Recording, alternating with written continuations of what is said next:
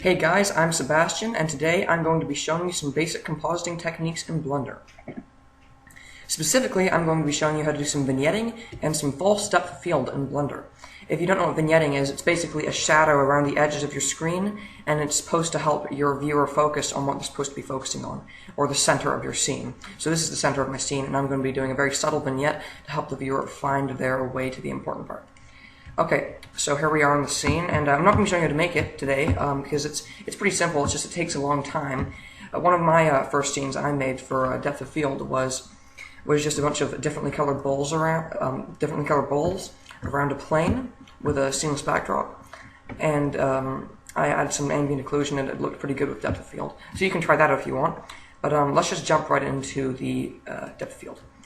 Okay, so click on your camera. Go into the camera tab, and under display or depth of field, take off limits. And if you have an animating camera, if it's animating forward or backward like mine is, you're going to need to set a object as in focus distance. But really quickly, if you don't, you just have to turn up the distance, and that where that little crosshairs is where your depth of field is going to be.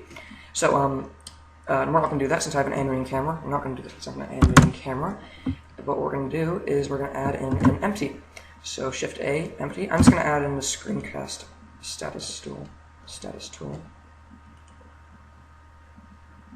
And Blender has crashed. Okay, let me just jump into Blender again. I'll be right back. Okay, so here we are again. Sorry about that. I've also turned on the screen key cast status tool, whatever it's called.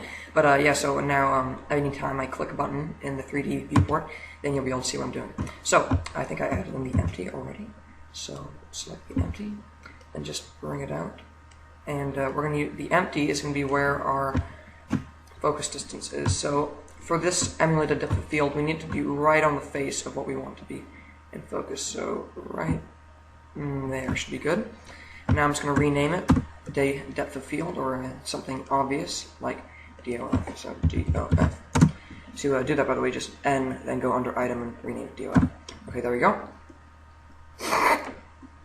Now select your camera and then click on focus and then just find your DOF. And now when your camera animates forward and backwards, it's always going to be on the face of what you want to be in focus, and that is what we want. And if you want to edit it, you just have to move this thing forward or backward. If you have a rotating camera, or if it's going side to side, then that's a bit different. You're going to have to animate that yourself. But basically this makes it easier.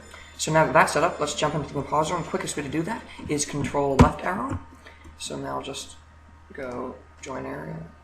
No, join area, and then right click, join area. Okay, so now I'm going to add in a viewer node in the output to make so we can see what we're doing. And I'll just position it so we have some more organization, and there we go. Now click on backdrop. Oh, I haven't rendered it. I'm just going to render it really quickly so you can see the background. Let me just go render image. That's the thing, if you don't have it rendered, then the backdrop isn't going to be there. I'm just going to skip over to when the render is done. 1 second. Okay, so here I have it rendered out now, and I just have to close this rendered out bit, and now it's in our viewer. Okay, so let's start up with the depth of field. So add in Shift A, add in a defocus, and that's what we're going to be using to emulate the depth of field. Just put it right there, and connect the Z node to the Z. Connect the Z node to the Z, and then connect the image from the output image of the defocus to the input image of the viewer. And now it's all blurred out. So now we're going to add in maybe 50 samples. Okay, and now just take off use Z buffer, and then make it a lower value to emulate the depth of field. So I think 5 or 4 is a good value for this one. Okay, so there it is. There's the depth of field. It's looking good. Now we're going to get started with vignetting, and it's quite simple. It's a method I learned how to do from one of the Blender Guru's tutorial, and you can check it out later. Just go to a site and see if you can find it. Now add in a distort, lens distortion, and plug it in, and then put the image output of the lens distortion to the image input of the viewer. Let's set the distort to 1, and then add in a math node, converter, Shift A converter, math, plug it in, make it greater than, plug in the output value to the input image of the viewer, and then set it to 0. And there we have that, and that's not exactly vignette, but almost done. Filter, blur, add it in, and then add in the output image of the blur to the input image of the viewer. Set it to fast Gaussian, and I think 50 by 50 is pretty good for this one. And now we need to add in a mix node for the final composite of the vignette.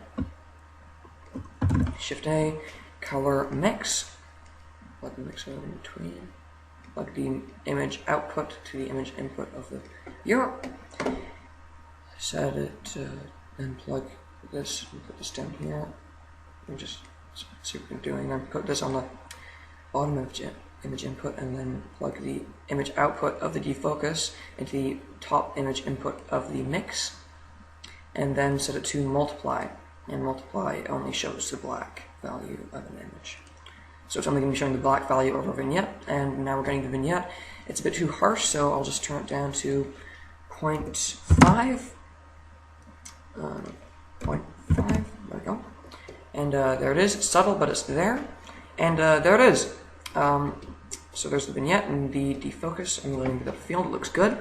Tell me what you want me to do a tutorial on next time. Rate, comment, subscribe, and thanks for watching.